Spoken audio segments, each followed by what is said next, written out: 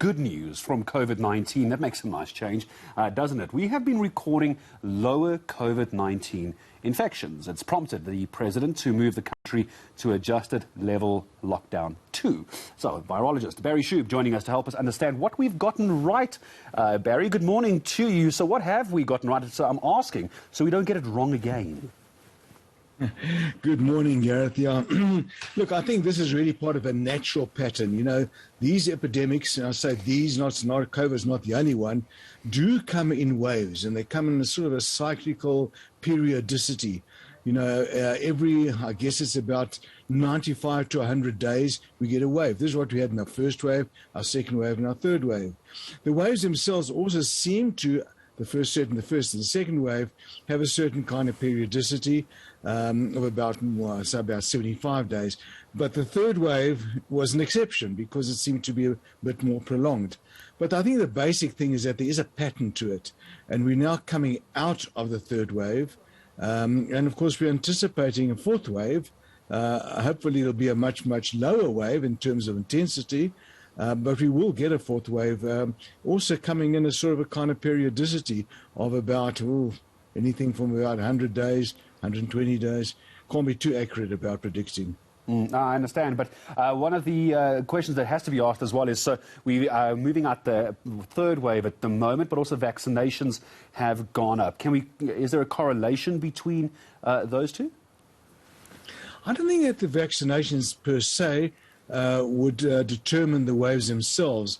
The reason I'm saying that is that you know, the vaccines are extremely good, very good in reducing severe infection. And we've kind of shown that already in Cape Town, where well, in the Western Cape, where they've given some statistics of the number or the percentage of people in hospital or people that have died who are vaccinated, unvaccinated. And it's probably about 96 to 98 to 1, so percentage-wise. So certainly the vaccines are extremely good that way.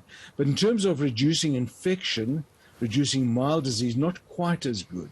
And I think that's really what's going to determine the periodicity of these waves. So I think vaccination probably won't, certainly not abort a fourth wave. I think we still will get a fourth wave. But hopefully what vaccination will do, and probably will do, is reduce the number of people going into hospital with severe infection.